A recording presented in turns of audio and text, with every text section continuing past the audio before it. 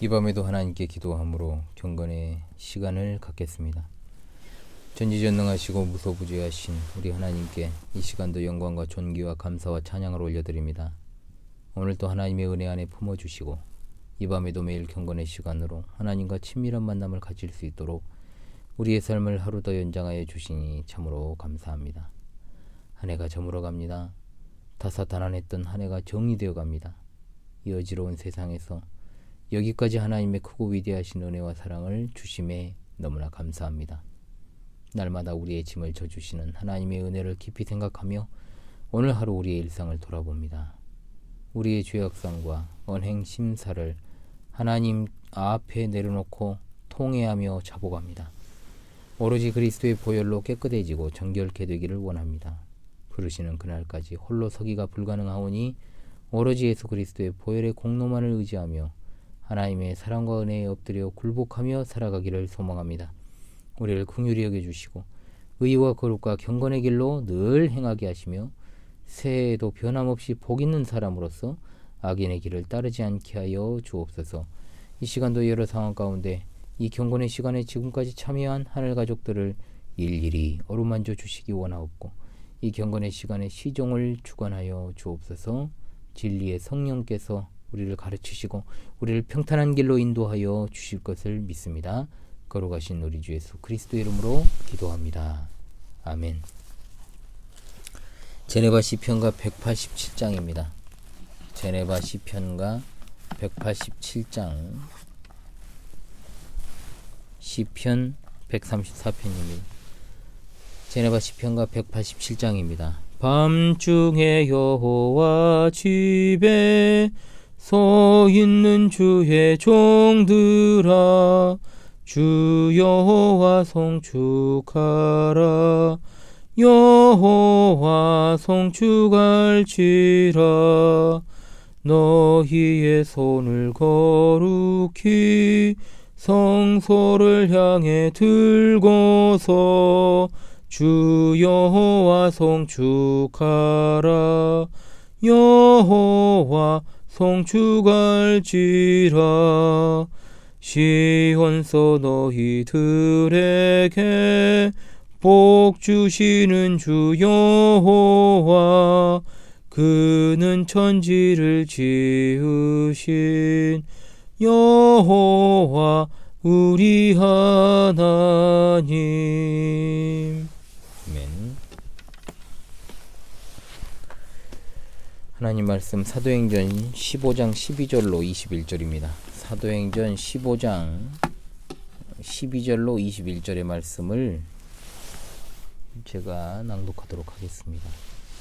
온 무리가 가만히 있어 바나바와 바울이 하나님께서 자기들로 말미암아 이방인 중에서 행하신 표적과 기사에 관하여 말하는 것을 듣더니 말을 마침에 야고보가 대답하여 이르되 형제들아 내 말을 들으라. 하나님이 처음으로 이방인 중에서 자기 이름을 위할 백성을 취하시려고 그들을 돌보신 것을 시므온이 말하였으니 선지자들의 말씀이 이와 일치하도다. 기록된 바 이후에 내가 돌아와서 다윗의 무너진 장막을 다시 지으며 또 그 허물어진 것을 다시 지어 일으키리니 이는 그 남은 사람들과 내 이름으로 일컬음을 받는 모든 이방인들로 주를 찾게 하려 함이라 하셨으니 즉 예로부터 이것을 알게 하시는 주의 말씀이라 함과 같으니라. 그러므로 내 의견에는 이방인 중에서 하나님께로 돌아오는 자들을 괴롭게 하지 말고 다만 우상에 들어온 것과 음행과 목매어 죽인 것과 피를 멀리하라고 편지하는 것이 옳으니 이는 예로부터 각 성에서 모세를 전하는 자가 있어 안식일마다 회당에서 그 글을 읽음이라 하더라. 아멘. 자, 12절에 온 무리가 가만히 있어 바나바와 바울이 하나님께서 자기들로 말미암아 이방인 중에서 행하신 표적과 기사에 관하여 말하는 것을 듣더니라 했습니다. 논쟁이 심하다가 베드로의 말 한마디에 잠잠해졌지요. 하나님의 진리가 나타나면 그 진리가 모든 논쟁을 그치게 합니다.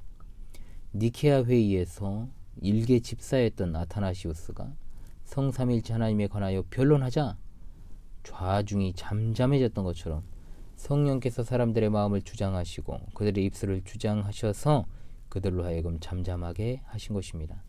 물론 여전히 거기에 동조하지 않고 대적하는 자들은 있었을 것입니다. 그리고 거기에 또한 바울과 바나바가 이방 전도 여행을 하면서 겪었던 일들을 언급합니다. 표적과 기사를 통해 두 선교사의 사역이 하나님께 인정하시는 사역이며 축복하시는 것이라는 사실을 확실하게 드러낸 것입니다. 13절부터 야고보가 등장합니다. 이 야고보는 예수님의 형제 야고보입니다. 보편적으로 공동 서신 가운데 하나인 야고보서의 저자로 보고 있습니다. 복음서에 예수님의 가족들조차도 그분을 따르지 않고 믿지 않았다라는 기록이 있습니다. 여기 야고보도 한때는 예수님을 정신나간 사람으로 취급을 했을 것입니다. 요한복음 7.5절에 그 형제들이라도 예수를 믿지 아니함이로라 하고 있습니다. 하지만 야고보는 불과 몇 년이 되지 않아 예루살렘 교회의 지도자가 되어 있었습니다. 그 과정을 우리가 어찌할 수 있겠습니까? 다른 기록에 따르면 그가 베드로와 요한에 의해 그 자리에 선출되었다는 말이 있습니다. 분명 그는 예루살렘 교회의 지도자였습니다. 이방인 신자들에 대한 논쟁이 교회를 분열시킬 지경에 이르렀을 때 바나바와 바울은 예루살렘에서 장로들과 사도들을 만나 야고보에게 모든 권한을 위임하였습니다. 즉 야고보는 총회장이자 최종 결정을 알리는 사회자였던 것입니다. 이 야고보가 예수님의 형제 야고보인 이유는 갈라디아서 1장 18절로 19절이 증거합니다. 그 후 3년 만에 내가 게바를 신방하려고 예루살렘에 올라가서 저와 함께 15일을 유할세 주의 형제 야고보 외에 다른 사도들을 보지 못하였노라고 했고, 뒤에 가서 바울 사도는 내게 주신 은혜를 알므로 기둥같이 여기는 야고보와 게바와 요한도 나와 바나바에게 교제의 악수를 하였으니 이는 우리는 이방인에게로 저희는 할례자에게로 가게 하려 함이라. 갈라디아서 2장 9절의 말씀입니다. 의심 많던 예수님의 동생 야고보가 어떻게 예수님의 헌신된 추종자, 교회를 대표하는 지도자가 되었을까요? 보통 우리는 이럴 때 뭐라고 말합니까? 사람 일은 모릅니다 라고 하지만 정확히는 하나님의 일하심을 우리가 측량할 수 없다라고 해야 됩니다. 이 영상을 시청하고 계시는 분들도 아직 연약하고 또 한때는 의심도 많았고 또 불만도 있었고 그리고 지금도 반신반의하는 경우도 있을지 모르겠습니다만 여러분의 자녀가 나중에 교회에서 어떤 위치를 차지하게 될지는 아무도 모르는 것입니다. 지금의 모습이 나중까지 이어질 것이라는 비관적인 생각을 버리시기 바랍니다. 하나님의 은혜의 역사는 사람을 한순간에 변화시켜 그분의 사람으로 만드시는 데 부족함이 없습니다. 14절이 매우 의미심장합니다. 하나님이 처음으로 이방인 중에서 자기 이름을 위할 백성을 취하시려고 그들을 돌보신 것을 시므온이 말했다. 이 말은 하나님께서 바울과 바나바가 1차 전도 여행을 떠나기도 전에 이미 이방인들을 교회 안에 포함시킬 계획을 분명하게 구상하고 계셨다는 사실을 강조합니다. 이미 고넬료와 그의 친척들 가운데 이방인들을 아들들로 삼으신 증거를 이미 나타내셨다는 것입니다. 자기 이름을 위할 백성이라는 말이 바로 이방인들을 지칭하는 말입니다. 15절로 18절의 야고보는 당면한 이 문제를 다른 것이 아니라 성경 말씀으로 풀려고 하고 있습니다. 여기서 야고보는 아모스 9장 11절로 12절에 나오는 애언을 인용하고 있는데 얼핏 보면 이 말씀이 지금 이 상황과 무슨 연관이 있는가 하실 수도 있습니다. 이후에 내가 돌아와서 다윗의 무너진 장막을 다시 지으며 또 그 허물어진 것을 다시 지어 일으키리니 라는 말씀까지는 무슨 말인가 싶지만 그 다음에 이는 그 남은 사람들과 내 이름으로 일컬음을 받는 모든 이방인들로 주를 찾게 하려 함이라 하셨으니, 자 여기서 알 수 있는 것은 유대인과 이방인들이 연합한 한 교회가 있게 될 것을 분명히 보여주는 말씀입니다. 왜냐하면 당시에는 유대인들에게만 속해 있던 것이 그들과 이방인들에게 공통으로 주어졌기 때문입니다. 하나님께서 이방인들로 하여금 자기 이름을 부르게 하셨을 때 그들을 유대인들과 똑같은 수준으로 올려놓으시기 때문입니다. 그렇다면 앞서 나왔던 다윗의 무너진 장막을 다시 짓고 허물어진 것을 다시 지어 일으킨다는 것은 무엇일까요? 결국은 그것이 장차 세우실 그리스도의 왕국에 관한 것이었습니다. 그리스도의 나라가 세워질 경우 하나님의 이름이 이방인들 중에서 불리게 될 것이라는 사실이 당연하다는 것입니다. 그리스도의 나라가 서고 온 세상에서 하나님의 이름이 일컬어지며 이방인들이 하나님의 거룩한 백성과 연합된다면 그들이 구원의 소망을 갖지 못한다는 것은 합당치 않은 것이요 율법 아래서 그들이 서로 분리되게 됐던 중간에 막힌 담은 헐려야 하기 때문입니다. 의식들은 거룩하지 못한 이방인들과의 구별을 위한 것이었으나 그 구별은 없으므로 의식도 폐하여야 하는 것이죠. 그리고 18절에 이사야 선지자의 글을 인용합니다. 이 말은 하나님께서 이미 세계를 창조하시기 전에 자신께서 하실 일들과 이방인들에 대한 부르심이 자기의 은밀한 목적 안에 숨겨져 있었으므로 너희들이 할례를 받아야 한다 또는 율법을 지켜야 한다 등을 이유로 이방인들에게 멍해를 지울 수 없다라는 것을 말하는 것입니다. 그래서 19절로 21절에 하나님께로 돌아오는 자들을 괴롭게 하지 말고 즉 할례를 받으라고 하지 말되 몇 가지 이방인 개종자들에게 금해야 할 것들을 말합니다. 여기에는 상당히 많은 견해들이 있는데 먼저는 우상에 들어온 것과 라고 했는데 이것은 우상에게 제물로 바쳐진 것을 말합니다. 우상에게 제물로 바쳐진 것을 먹는다고 해서 귀신 들리거나 어떻게 되는 것은 아니나 자칫 이제 믿게 된 이방인들이 미혹될까 염려하여 그런 행위를 금한 것입니다. 그리고 음행입니다. 음행은 여러 종류가 있고 학자들이 여러 가지 견해를 취하고 있지만 여기서는 포괄적인 것으로 보고 이방인들이 지을 수 있는 음행, 즉 영적 음행, 신전에서 행해지던 육체적인 음행, 음행을 조장하고 매기하는 악덕 포주들, 그리고 축첩, 근친, 이교도와의 결혼 등등을 모두 다 포괄하는 음행 조항이라고 보는 것이 합당합니다. 목매어 죽인 것과 피를 멀리하라는 것은 피에 생명이 있다는 성경의 가르침을 반영한 것이고 동물을 목매어 죽일 경우 피가 몸에 고여 있으므로 고기와 함께 피를 그대로 먹는 셈이 될 수도 있는 것입니다.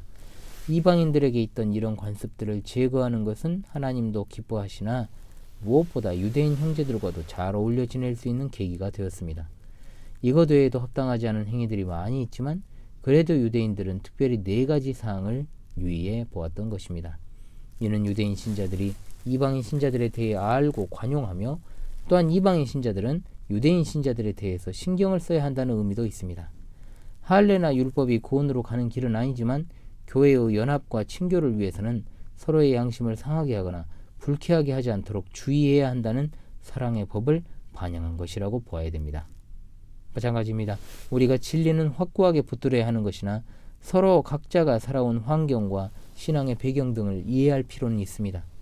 바르지 않은 것은 바른 것으로 대치하고 견해의 차이에서 온 것이라면 절충점을 찾아야 되며 본질이 아닌 부분에 있어서는 사랑과 관용이 필요합니다. 그렇지 않고 권위로 내리려고 한다거나 우리가 지금껏 그렇게 해왔으니 너도 따르라는 식의 우격다짐이 되어 결국 사랑의 본질을 잃어버리고 세상의 여타 집단과도 같이 텃세 부리는 집단이 되어 그 누구도 그곳에 거하고 싶지 않게 될 것입니다. 특히나 일부 기독교인, 아니 상당수의 기독교인들이 지금 대선 국면에서 특정 정당과 후보를 지지하면서 그것을 마치 성경적 교훈에 근거한 것인 양 이야기하는 건 한편으로는 정말로 나라를 걱정한 결단이라고 할 수 있으나 한편으로는 기득권에 충실한 노리개가 된다는 것도 생각을 해야 할 것입니다. 항상 우리는 한편에 매몰되어서는 안 되고 여러 측면에서 현상을 냉철하게 볼 필요가 있습니다. 사람들 중에는 신자 불신자 할 것 없이 평소에는 가만히 있다가 정치 이야기만 나오면 핏대를 세우고 격분하는 모습들을 가진 사람들을 보게 됩니다. 세상이 이상하게 돌아가니 그러는 사람들도 있구나 라고 생각할 수 있지만 신자들이 그러는 것은 아무리 이해하려 해도 이해가 가지 않습니다. 그래서 제가 가급적 이 채널에서는 정치 이야기를 하지 않습니다. 왜냐하면 현실에는 너무나도 균형을 잃은 사람들이 자기 편향적 이해를 바탕으로 세상을 보기 때문입니다. 우리가 하나님을 가까이 할수록 더욱 진실하게 서로를 이해하려고 해야 하고 사랑해야 될 것입니다. 물론 적군과 아군의 식별 정도는 있어야 할 것입니다. 적과 아군도 구분 못하면서 어떻게 사랑과 관용을 이야기할 수 있겠습니까? 이런 측면에서 개혁된 교회로 날마다 개혁되어가는 교회가 역시나 또 될 수 있기를 간절히 원합니다. 기도하겠습니다.